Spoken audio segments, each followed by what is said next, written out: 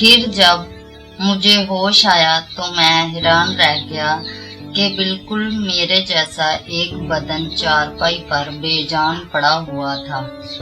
मैंने हैरत से उस बेजान बदन को देखा और फिर मेरी नजर अपनी माँ, बहन और भाइयों पर पड़ी।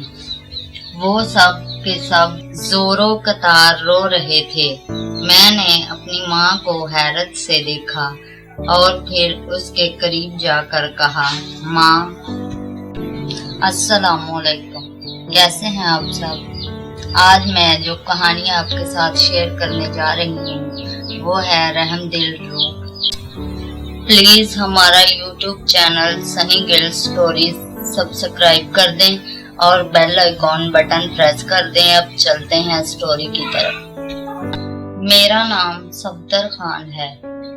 मैं अपने वालिदैन की सबसे बड़ी औलाद हूँ।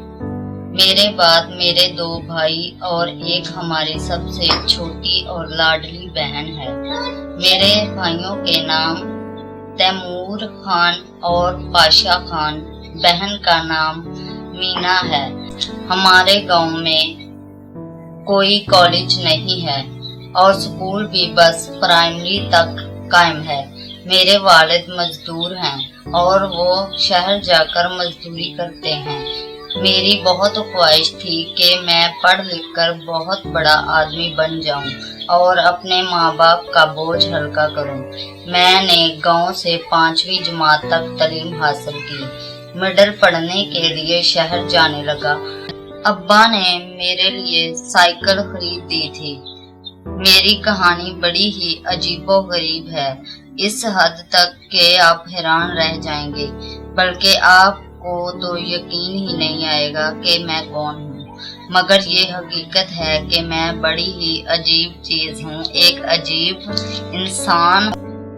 बल्कि अब मैं इंसान ही नहीं हूँ तो फिर क्या हूँ, ये आपको मेरी कहानी सुनकर ही पता चलेगा कि मैं कौन हूँ और मेरी कहानी भी कितनी ही अजीब है।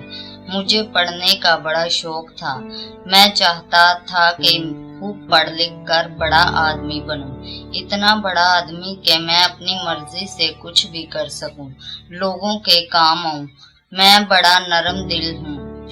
दूसरों के काम आकर मुझे बड़ी खुशी होती है। गांव में जब भी कोई मुसीबत नाजिल होती तो मैं तड़प उठता। मेरा दिल चाहता कि मैं लोगों के काम आऊं, इनकी मुसीबतों को दूर करूं, इनमें खुशियां बांट सकूं। इसलिए इस सिलसिले में मुझसे जो कुछ हो सकता वो करता। एक बार हमारे गांव में बड़ा सैलाब आ गया। हर तरफ पानी ही पानी था। लोगों के घर पानी में डूब गए, सामान तबाह हो गया, जानवर पानी में डूब कर मर गए, लोग फाकों पर आ गए, अनाज के एक एक दाने को तरसने लगे। मैं लोगों की जब ये हालत देखता तो दिल खून के आंसू रोता। इस वक्त मैं बहुत छोटा था, कुछ नहीं कर सकता था। चाहता तो बहुत था कि लोगों के लिए कुछ कर सकूं, मगर ये हसरत ही रही। फिर आहिस्ता आहिस्ता हालात मामूल पर आने लगे। सैलाब का पानी कम होने लगा। लोग दोबारा से अपने घरों में आबाद होने लगे। लोगों के चेहरे पर फिर से रौनक आ गई। ये सब देखकर मुझे बहुत अच्छा लगा और मैं लोगों को खुश देखकर खुद भी खुश रहने लगा। मैं गांव में अपने हम उम्र बच्चों के साथ खेलता। मैं कभी किसी से झगड़ा ना करता। मेरी इन आदतों की वजह से गांव वाले बड़े खुश थे। गांव का चौधरी ही गांव का करता धरता यानी मालिक था, इसलिए जो वो कहता गांव वाले वो ही करते। क्यों न के अब्बू मजदूर थे, इसलिए हमारा घर अब्बू ने पक्की ईंटों से खुद ही बहुत नफासत और मोहब्बत से बनाया था। जमीन बहुत कम थी मगर घर का डिजाइन बहुत जबरदस्त और इंतहाई तवज्जो से बनाया गया था। इसलिए हमारा घर इलाके में पक्के घरों से मशहूर था। मैंने मिडिल का इम्तहान पास ही किया था कि एक मनहूस खबर ने मेरी तालीम को मुझसे छीन लिया। शहर में मेरे अब्बू 2 मंजिला इमारत से नीचे गिर गए। इन की दोनों टांगें मफलूज हो गईं। जितनी जमा पूंजी अम्मी के पास थी वो सारी की सारी अब्बू के इलाज पर खर्च हो गई। गांव में तो ना कोई अस्पताल था और ना ही कोई डॉक्टर। शहर में अब्बू के इलाज पर बहुत खर्चा आया। अम्मी ने चौधरी से कर्ज लिया और बदले में अपने सोने के जेवरात दे दिए। फिर सारे के सारे पैसे अब्बू के ऊपर खर्च होने लगे। घर में 1 महीने तक फाके की सी कैफियत रही। मैंने अपनी तालीम छोड़ दी। हत्ता के अम्मी ने बहुत मना किया कि मैं अपनी तालीम ना छोड़ूं, मगर मैंने तालीम छोड़ दी और अब्बू की जगह ले ली और मेहनत मजदूरी शुरू कर दी। मुझे पैसे मिलने लगे और घर की गाड़ी चलने लगी। अब मेरा ख्वाब मेरी बहन भाइयों से वाबस्ता हो गया। मैं उन्हें पढ़ा लिखा कर अपना ख्वाब पूरा करूंगा। अब इस घर का वाहिद कफील मैं था। अब जो कुछ करना था मुझे ही करना था। मेरे बाकी बहन भाई अभी बहुत छोटे थे। मैं चाहता था कि वो खूब पढ़े लिखे। अब इस घर का बोझ मैंने अपने कंधों पर उठा लिया। मैं अपने बहन भाइयों से बड़ी मोहब्बत करता था। मैं शहर जाकर मजदूरी करता और अपने माँ बाप और बहन भाइयों के लिए पैसे कमाना चाहता था कि मेरे नन्हे मुन्ने बहन भाइयों को किसी चीज की कमी महसूस ना हो, इनकी हर ख्वाहिश पूरी हो। मगर गुर्बत बड़ी बुरी चीज होती है। इंसान की हर ख्वाहिश कहाँ पूरी होती है।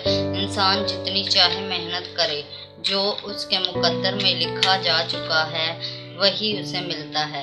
लेकिन कोशिश करना तो हर इंसान का फर्ज है और उसमें बरकत देना अल्लाह का काम है। यही सोचकर मैं दिन रात मेहनत मजदूरी करता। अल्लाह कभी भी अपने बंदों की मेहनत रायगा नहीं करता। बस हमें चाहिए कि हम खुलूसे दिल के साथ मेहनत करें और नतीजा अपने रब पर छोड़ दें। वो अपने बंदों को उसकी मेहनत का फल जरूर देता है। जैसे तैसे करके हमारे दिन भी गुजर ही रहे थे। मेरे छोटे बहन भाई पढ़ने के लिए स्कूल जाते, वो भी खूब दिल लगाकर मेहनत करते। मेरे अब्बू तो हादसे में मफलूज हो चुके थे। वो हिलने जुलने के काबिल ही नहीं थे। वो जब मुझे मेहनत करते देखते तो उन्हें बहुत दुख होता। वो मुझे कभी कभार अपने पास बैठाकर मोहब्बत से मेरी तरफ देखते। वो कहते तो कुछ नहीं थे, बस उनकी आंखों से आंसू झलकते रहते जो उनके दिल की तमाम बातें कह जाते और मैं सर झुकाए उनके पास बैठा रहता। मैं जानता था कि अगर मैंने एक लफ्ज भी कहा तो उनके सब्र का बंद टूट जाएगा। वो फूट फूट कर रो देंगे और मैं अपने अब्बू को रोते हुए नहीं देख सकता था। मैं उन्हें मजबूत देखना चाहता था। वो मफलूज थे तो क्या हुआ, अभी तक हमारा मजबूत सहारा थे। इसका साया हमारे लिए रहमत ही रहमत है। मैंने सोचा। फिर एक दिन गांव के चौधरी साहिब ने ऐलान किया कि वो गांव में एक बड़ी हवेली तमीर करेंगे। इसके लिए उसे मजदूरों की जरूरत थी। इसने ऐलान किया कि गांव के नौजवान इसमें मजदूरी कर सकते हैं और इसके लिए इन्हें अच्छे पैसे मिलेंगे। मैंने भी इस ऑफर से फायदा उठाने का सोचा और हवेली की तामीर में बतौरे मजदूर काम करने लगा। पैसे इस सिलसिले में अच्छे मिलते थे। खैर हवेली बनते बनते तकरीबन 6 माह हो चुके थे। मैं मामूल के मुताबिक काम पर गया और फिर मैं ऊंचाई पर काम कर रहा था तो मेरा पाँव फिसल पड़ा और मैं नीचे जा गिरा। नीचे गिरते ही मैं होश से बेगाना हो गया। फिर जब मुझे होश आया तो मैं हैरान रह गया कि बिल्कुल मेरे जैसा एक बदन चारपाई पर बेजान पड़ा हुआ था। मैंने हैरत से उस बेजान बदन को देखा और फिर मेरी नजर अपनी माँ, बहन और भाइयों पर पड़ी। वो सब के सब जोरों कतार रो रहे थे। मैंने अपनी माँ को हैरत से देखा और फिर उसके करीब जाकर कहा, माँ, कहानी का बकिया हिस्सा जल्दी अपलोड हो जाएगा, प्लीज हमारा चैनल सब्सक्राइब कर दें।